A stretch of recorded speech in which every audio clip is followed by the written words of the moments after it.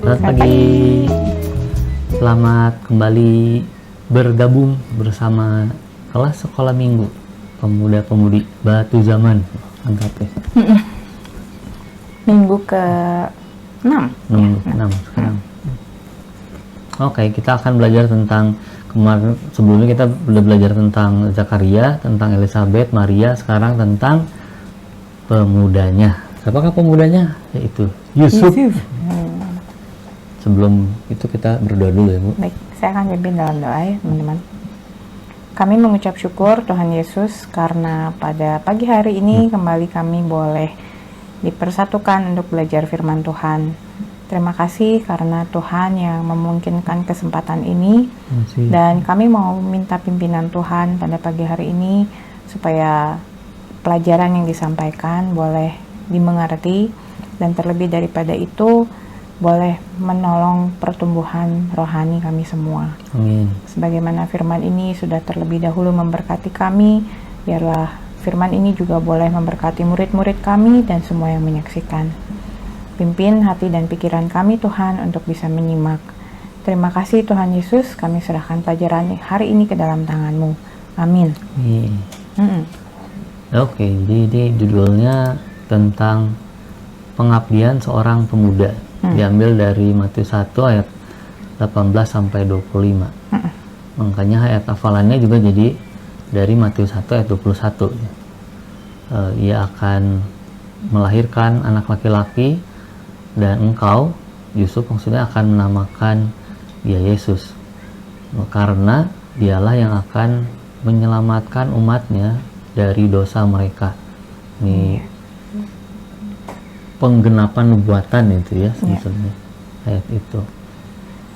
Oke, jadi tapi sebelum kita masuk ke materinya, kita akan lihat dulu latar materinya sebetulnya. Yang pertama sih buku menjelaskan kalau Maria berjumpa dengan malaikat secara langsung, begitu juga Zakaria. Nah, kalau dalam kasus Yusuf, dia berjumpa dengan malaikat itu dalam mimpi. Jadi tadi ayat tadi yang dibacakan oleh Pak Arsendi itu sebetulnya perkataan malaikat kepada Yusuf, menjelaskan gitu soal kehamilan Maria dan mengapa Yusuf harus tetap menikahi Maria gitu. Nah, tapi di buku juga dijelaskan kalau pada masa kini kita nggak perlu lagi menantikan mimpi untuk mendapat jawaban Tuhan gitu. Karena jawaban Tuhan buat kita sekarang ada di dalam Alkitab. Jadi baca Alkitabnya gitu ya. Iya. Jangan nunggu mimpinya gitu ya. Dan kan kita percayanya kita punya pimpinan Roh Kudus, makanya dalam pembacaan itu Roh Kudus juga bekerja sehingga kita mengerti gitu apa yang menjadi rencana Tuhan buat hidup kita. Gitu ya. Jadi penekanannya itu. Jadi kalau nanti teman-teman baca, Yusuf juga bisa pakai mimpi ya, saya nunggu lah mimpi gitu. Kayaknya udah enggak sih, tapi kita bisa berkomunikasi lebih langsung itu lewat firman Tuhan. Gak usah nantikan itu gitu. Kalau Tuhan mau pakai mimpi juga bisa terjadi. Bisa. Tapi itu bukan seperti Maria juga dikasih tahu secara langsung. Mimpi itu bukan jadi satu-satunya jalan. Nah, lalu yang jadi kedua ya apa? itu. Jadi ya kita nggak perlu terlalu detail kalau untuk ini saya mimpi ini. Apakah ada hubungannya dengan pelayanan? Atau jodoh saya? Iya, itu gitu-gitu. Kita lihat Alkitab aja.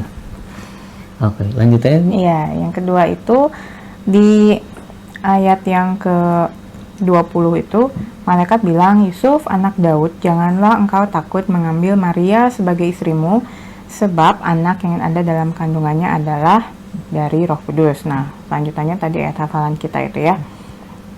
Maria akan melahirkan anak laki-laki dan Yusuf harus menamakan dia Yesus.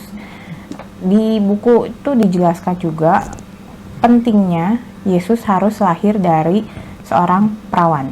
Jadi kenapa posisi Maria itu nggak nunggu setelah nikah aja gitu? Kenapa harus dalam posisi tunangan? Kan kalau tunangan kita tahu pasti belum melakukan hubungan suami istri ya, belum ada hubungan seks di dalamnya. Jadi Maria itu masih perawan gitu. Nah, Pak Arsendi mungkin bisa jelaskan lebih detail. Kenapa harus Yesus dilahirkan dari perawan gitu? Jadi kemarin kita sempat ngobrol juga ya. Itu kalau ilustrasi aja. Kalau kita biasa minum pakai gelas, airnya ambil dari dispenser itu ya, dari galon gitu. Terus minum. Nah, air galonnya itu tercemar oleh dosa. Satu dosa mencemari 1 galon gitu ya, kayak nilai setitik susu di belanga jadi rusak semua. Nah, jadi kita minum dengan air yang tercemar dari dosa. Cara Allah supaya air yang kita minum nggak tercemar oleh dosa adalah nggak pakai galonnya, tapi langsung dituang ke gelas gitu, minum. Nah, Maria juga kan diposisikan gitu. Kalau ada suami istri yang berhubungan suami istri lalu atau berhubungan seksual menghasilkan lahir seorang anak, itu kan di antara mereka ada hasrat itu. Dan kalau orang yang sudah punya hasrat di dalam diri, berarti mereka nggak akan lepas dari dosa. Dan kalau mereka melakukan itu untuk melahirkan Mesias, berarti Mesias ini sebetulnya nggak ada bedanya dengan nabi-nabi. Elia tuh juga kan kayaknya kudus gitu orangnya, karena dia berhasil diangkat. Atau misalnya Henokh misalnya yang diangkat, nggak ada makamnya. Orang-orang kudus ini apa bedanya gitu? Justru Yesus dibedakan karena dia tidak lahir dari proses itu. Elia lahir dari proses kelahiran, begitu juga Henokh. Nah, tapi karena Yesus lahir secara proses yang ilahi itu, ditaruh dia menjadi kudus. Dan kegunaan Yesus itu ya untuk menebus dosa masa lalu, dosa sekarang, dan dosa masa depan. Kalau orang biasa yang disuruh mati di kayu salib, ya apa bedanya? Kita semua bisa mati di kayu salib kalau gitu. Gitu mungkin, Bu. Ya, itu yang bisa dipahami ya teman-teman, kenapa pemilihan waktunya juga sebelum Maria menikah, supaya nggak ada keraguan bahwa misalkan mereka Yesus lahir dari hubungan antara Maria dengan Yusuf misalnya gitu. Makanya kalau kita kembali ke firman Tuhannya itu di ayat yang ke-19 itu, Yusuf itu udah berniat untuk menceraikan aja. Memang ini uniknya tradisi di Yahudi waktu itu ya. Walaupun mereka masih bertunangan, tapi di ayat 19 itu udah disebut suami istri. Yusuf dibilang suami, Maria disebut istri, dan udah ada istilah menceraikan gitu. Padahal belum nikahin itu gitu. Kenapa? Karena memang tradisi pertunangan di Yahudi itu sedemikian mengikat. Jadi nggak bisa dibatalkan hanya misalnya dengan alasan kami nggak ada kecocokan lagi misalnya, atau saya baru tahu ternyata dia tuh begini orangnya gitu ya. Nggak bisa. Jadi ketika pertunangan sudah diumumkan, artinya mereka sudah siap untuk maju ke pernikahan, tidak bisa dibatalkan. Bisa sih dibatalkan kalau salah satu meninggal misalnya, ya iyalah ya gitu. Terus yang kedua, kalau salah satu diketahui berzina, kena hukum rajam mungkin. Nah itu, tapi konsekuensinya itu kalau hukum rajamnya itu bukan cuma sampai kapok nggak gitu ya, tapi benar-benar sampai udah mati juga gitu. Jadi nggak ada pilihan, pembatalan pertunangan itu hanya terjadi ketika salah satu memang meninggal gitu. Sehingga ini yang mungkin memberatkan hati Yusuf gitu. Di satu sisi dia mengasihi Maria, tapi di sisi lain dia juga bingung, lah ini udah hamil gitu. Dan mungkin berita yang sampai ke Yusuf kurang jelas apa gimana gitu ya. Jadi lagi pula kan Pak Roni di suplemen menjelaskan kalau kemungkinan Maria itu kan umur 14-15 gitu. Bayangin anak umur 14-15 menjelaskan, Mas, aku hamil. Siapa? Ya, pasti langsung. Dalam pengannya siapa? Cuma karena Yusuf punya manner yang kuat, jadi oke, jangan sampai nanti dia kena rajam.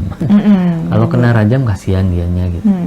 Jadi dia pilih untuk menceraikan diam-diam itu. Iya, berniat menceraikan diam-diam. Nah, di saat itulah kayak tapalan itu ya tadi. Iya, masuk gitu. Ada malaikat yang menjumpai dia dalam mimpi. Oke, nah jadi dari penjelasan barusan setelah 10 menitan ini ya, kita baru masuk ke dalam materinya. Semoga sih lebih praktis ya ngelihatnya. ada 3 hal yang mau dibahas juga, sebagaimana buku juga membahas. Yang pertama adalah pemilihan Allah terhadap Yusuf gitu. Kenapa sih Allah milih Yusuf gitu? Karena memang dibilang Yesus akan lahir dari keturunan Daud. Jadi bukan hanya ibunya ya? Ya. Bukan hanya ibunya. Tapi juga dari ayah. Dan justru mungkin karena patrilineal itu ya, budaya yang dianut oleh orang Yahudi ya, otomatis ayahnya pasti keturunan Daud juga gitu. Dan kita bisa lihat buktinya di kitab Matius pasal 1 ayat 1 sampai 17 itu dibahas tentang silsilah. Jadi kalau dirunut dari Abraham, ada Daud, sampai ke Yusuf, itu satu garis keturunan tuh, nggak putus. Jadi bisa dibilang apa sih kalau bahasa itunya tuh legit gitu ya, sah lah gitu ya, bahwa Yusuf memang betul memenuhi nubuatan sebagai keturunan Daud. Legit ya, kalau legit itu martabak ya. Tapi itu nggak usah dibahas karena jangan-jangan kita nggak tahu. Oke. Ini bagian yang kedua adalah tentang Marianya. Maria kan dikasih tahu. Nah, terus Yusuf tidak perlu takut. Tapi ini sebetulnya bentuk apa sih? Bentuk ketaatan sebetulnya. Iya. Waktu dikasih tahu oleh mungkin dikasih tahu oleh Maria udah, tapi memancing untuk menceraikan gitu ya. Karena loh kok hamil sih belum terus juga. Terus kayak mungkin Roh Kudus. Ada yang salah nggak ya dalam pikirannya Maria? Iya, kita pernah bahas juga ya kalau Maria itu kan perempuan second class kalau di Yahudi. Jadi pengakuannya dia, testimoninya dia belum betul gitu kayak Yusuf gitu. Kayaknya baru dengar ada orang hamil dari Roh Kudus gitu. Gitu kan. Tapi dia orang baik sih gitu. Makanya dilema-dilema itu yang buat Yusuf. Tapi begitu malaikat berkata-kata menyatakan kehendak Allah melalui mimpinya, dia taat gitu. Itu yang jadi penekanan kita. Ini pemuda yang taat nih. Kenapa sih dia bisa taat? Karena dia udah taat dari sebelum-sebelumnya gitu. Dan itu juga yang menjadi pilihan. Maksudnya kenapa, salah satu alasan kenapa Yusuf ya dipilih oleh Tuhan. Dia pasti punya karakter-karakter yang lebih dibandingkan dengan pemuda sebangsanya mungkin ya gitu. Sama seperti Maria waktu itu kita bahas, di usia muda dia sudah punya kesalahan itu, dan kita percaya Yusuf juga. Nah, ini salah satu, ini karakter yang pertama yang kita berhasil lihat ya, ketaatannya gitu. Memang pencariannya jadi semakin kompleks Ibu. Karena bukan hanya di perempuannya yang harus kudus, tapi juga laki-lakinya harus berusaha terus menjaga kekudusan itu. Dan dari sekian keturunan Daud yang usia muda yang bisa dipakai oleh Tuhan, jadilah pilihannya ini. Pilihannya pada 2 orang ini. Bukan pilihan mudah sih sebetulnya. Kalau mau secara dikomputerisasi gitu, mungkin kita akan menemukan hal yang sama gitu ya, dengan yang Tuhan pilih waktu itu. Karena nggak mudah untuk bisa menentukan 2 orang yang berupaya hidup kudus di usia mudanya itu. Dan punya komitmen mempertahankan kekudusan itu. Nah, yang saya suka itu memang di ayat 24 itu dibilang, sesudah bangun dari tidurnya Yusuf berbuat seperti yang diperintahkan malaikat Tuhan itu kepadanya. Jadi langsung melakukan kehendak Tuhan gitu. Enggak masih yang ragu-ragu, tunggu tanda lagi lah, tunggu malaikat datanglah kedua kali lah, biar lebih pasti gitu kan. Kalau satu tadi mungkin ngigong lindur gitu ya, kalau malaikat datang kedua kali bener lah ini kayaknya.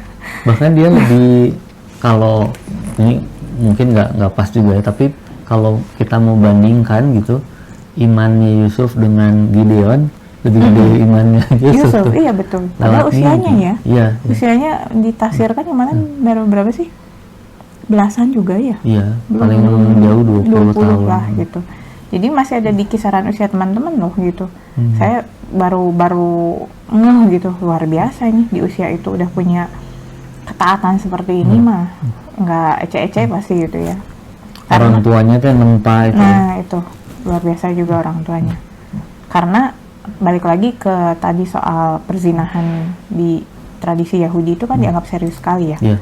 Kalau Yusuf mengambil Maria tetap sebagai istrinya, dan orang ada yang tahu Maria itu hamil bukan sama Yusuf, itu mereka tetap jadi perbincangan kan. Iya, iya. Itu Yusuf harus menelan resiko itu, tapi dia melakukannya demi ketaatannya kepada perintah Tuhan. Jadi memang kita ngeliat bahwa penting banget untuk taat gitu, sekalipun ada pemikiran-pemikiran di luar yang kayaknya nggak perlu deh kayak gitu. Menentang ketaatan itu. Ini kan kayak sederhananya hari Minggu datang ke gereja, kenapa harus datang ke gereja? Kan sekarang udah online cuy, gitu ya. Justru kita membawa diri itu, apalagi udah divaksin. Iya, hal-hal kecil dalam gimana ya, kalau kemarin juga kita udah bahas gitu, perbuatan besar Tuhan itu kadang bukan timbul dalam wow gitu ya, hal yang spektakuler, tapi dari hal kecil terus dipupuk dan menjadi besar gitu, menjadi perbuatan besar Tuhan. Amin. Nah, yang kedua yang tadi Bapak sudah sempat singgung ya Pak, soal kekudusannya. Oh iya, ini bagian ketiga Ibu. Oh sorry, ketiga. Pokoknya 2 terus. Iya, bagian ketiganya tentang soal kekudusannya Yusuf. Nah, kalau di ayat 24 dikatakan bahwa 25 ya. Tetapi tidak bersetubuh dengan dia, maksudnya Yusuf, tetapi Yusuf tidak bersetubuh dengan Maria sampai Maria melahirkan anaknya laki-laki dan Yusuf menamakan dia Yesus. Jadi untuk menjaga pekerjaan Allah yang sedang terjadi di tengah keluarganya, Yusuf memutuskan untuk menjaga itu. Kalau berhubungan seksual itu kan jadi ada kok jadi nggak kudus sih gitu ya jadinya. Tapi memang maksudnya adalah di dalam, kalau misalnya yang sebelumnya itu bukan atas inisiatif Yusuf dan Maria, mereka mau lewati fase itu dulu. Fase itu supaya pekerjaan selanjutnya bisa dilaksanakan oleh Tuhan. Atau dengan kata lain, mereka juga bisa melanjutkan, setelah ini kan lahir adik-adik Yesus sebetulnya. Ada 5 ya adik Yesus, 1 perempuan. Mereka lahir atas inisiatif 2 orang itu. Tapi kalau yang ini bukan atas inisiatif mereka, ini atas inisiatif Allah. Untuk membedakan itu, Yusuf memilih untuk tidak berhubungan suami istri dengan Maria itu. Padahal mereka jadi statusnya sudah menikah kan akhirnya. Sebelum Yesus lahir itu. Di ayat 24 tadi dia mengambil Maria sebagai istrinya, jadi dinikahi akhirnya. Dan memang Tuhan juga memberkati pernikahan yang dijaga kekudusannya seperti ini ya. Maria dan Yusuf diberkati dengan anak-anak sesudah itu. Jadi kalau teman-teman pikir Yesus anak tunggal, bukan. Dia punya adik-adik juga gitu. Bahkan menulis surat dalam Alkitab juga ya. Yakobus ya, betul ya. Jadi bagaimana Tuhan juga tetap berkenan gitu kepada tindakan yang dilakukan oleh Yusuf ini. Dan ini juga bukan hanya menunjukkan, buat saya sih bukan hanya menunjukkan bagaimana Yusuf mengasihi Allah, tapi dia juga mengasihi Maria. Dia mendampingi gitu kan, terus mereka yang harus menempuh perjalanan waktu mau lahiran itu kan. Kebayang tuh gitu repotnya bawa istri udah 9 bulan dan ingat gitu ya untuk berjalan ke kota lain, lagi-lagi untuk memenuhi nubuatan, karena Yesus harus lahir bukan di Nazaret. Dan Yusuf juga taat lagi soal itu ya. Nah, buat pemuda-pemuda masa kini tentu tidak mudah juga untuk bisa menjaga kekudusan di tengah situasi zaman gitu. Tapi yang pertama mungkin kita mesti percaya bahwa di balik kekudusan selalu ada rencana Allah yang mau digenapi gitu.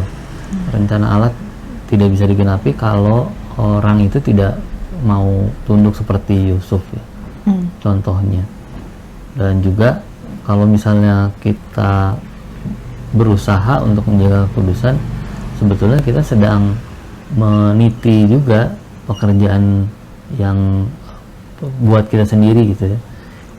Kalau yang lain bisa dipakai, kita juga bisa dipakai untuk melakukan pekerjaan Tuhan, mendapat berkat dari Tuhan. Itu semua dasarnya adalah kudusan, ketaatan itu.